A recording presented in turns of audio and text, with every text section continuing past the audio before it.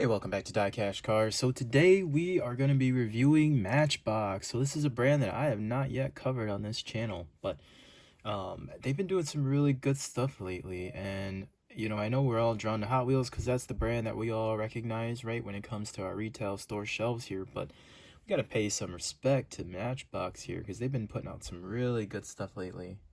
So what I got here is the Matchbox Collector Series. There's 5 cars in this set. First off is the Nissan GTR Nismo. Then you got the Jaguar F-Type, the Honda T360. One of my favorites out of this set here, this is the Datsun 280Z. And then last but not least, you got the Pagani Huayra Roadster. So they all have opening features, moving parts, except for this Jaguar here. And it kind of made sense because the box that I opened up, there was 3 of the Jaguar in the box, and everything else came in singles within the box. So everything is a re-release except for this Nissan GTR, and I think this one was a pretty highly anticipated car for all of those who actually saw some of the leaks that had come out of it. I mean, this thing just looks gorgeous. This paint is like a matte pearl, which is really nice. It almost kind of looks textured too, but regardless, we're gonna get this one open because I know this is the one that everybody's been anticipating. I myself have been looking forward to this one, and again, I was super happy to find this one in stores. I was on the fence of just getting it off of eBay because I didn't think I was gonna catch one of these restocks at Target because quantities are pretty low, distribution's pretty terrible. Matchbox, I feel like in general, is pretty hit or miss, and you have to pretty much check every day and every restock to see if the Matchbox hits. So again, pretty fortunate that I was able to find these. So let's get this guy out of the pack. So again, I know I probably shouldn't be doing this, but there is a slight bend on the corner here, so my hope is I'll eventually find another one, or I might have to just buy another one off eBay that's in better condition to hold for the long term. But this one I'm gonna cut open, and again, I always resort to the blade because I'm always trying to preserve these cards just to have it. I mean, they're hard enough to find, and they're expensive enough to where you might as well hang on to the packaging. What's also kind of neat about this too is that for some reason, right, they give us this inner box here, so you could always just put the loose car in that box and it kind of feels like it's brand new still.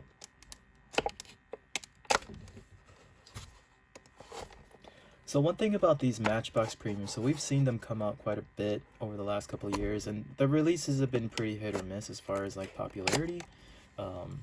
Secondary market on these is, again, it's up and down, right? Again, it's very model dependent, but again, Matchbox just doesn't command the kind of attention and the kind of aftermarket resale that Hot Wheels does. So it'll be interesting to see where this one goes because, again, it's a really nice model. So there it is. We're going to put it on the turntable here. So, I mean, just some quick close-ups of this GTR. Again, hopefully you guys can see it, but again, that nice matte pearl white. I mean, it's got all the right details on it. The Nismo wing in the back. This one is a left-hand drive. So again, this is something, if you do have the money, it did come to the States. So it is plastic base, kind of disappointing there. Kind of wish it was metal. But yeah, I mean, nonetheless, I mean, it's a great cast. I don't even mind these wheels because, I mean, from a Matchbox standpoint, they're accurate. And then if you think about the real car, they came on BBS wheels. So, I mean, it's right up the alley. I mean, these are probably as close as Matchbox could get. So let's test out the opening door features here.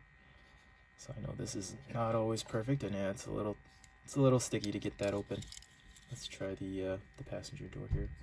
Yeah, kind of the same. But I mean, you kind of get the picture. I'll play around with that a little bit more. I think you guys just want to see it turn on the table here, just to get some good angles of it.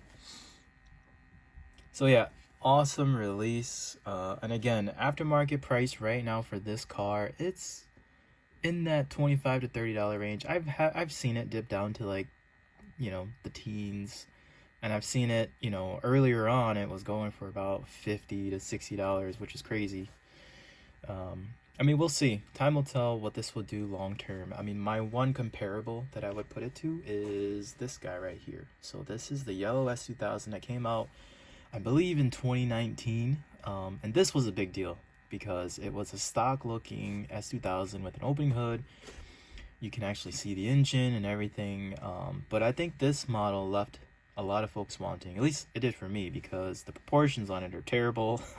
The hood doesn't close very well. It looks good in blister, and I would advise you guys, if you guys have this or are planning to get one, definitely leave it in blister, because it looks terrible loose and it doesn't feel great. But and this one currently right now, I mean, it's selling anywhere from like $15 to $20. So I mean, it's up there. It's more than retail, but you know, it just didn't do as well as I thought it was going to do when it originally released. Hopefully this GTR doesn't follow in that same suit. I don't think so. I mean, Nissan, Skylines, GTRs, they're definitely more popular, a lot more collectors. So I could totally see this one going up in value. The question is just how much, because again, Matchbox just doesn't command that kind of money that we see from Hot Wheels. So yeah, let me know what you think. Let me know if you're able to find it. You know, drop a comment, give this video a like, and subscribe to the channel, and I'll continue to keep putting out more content for you guys. Appreciate it. Thanks. Catch you guys next time on DieCash Cars.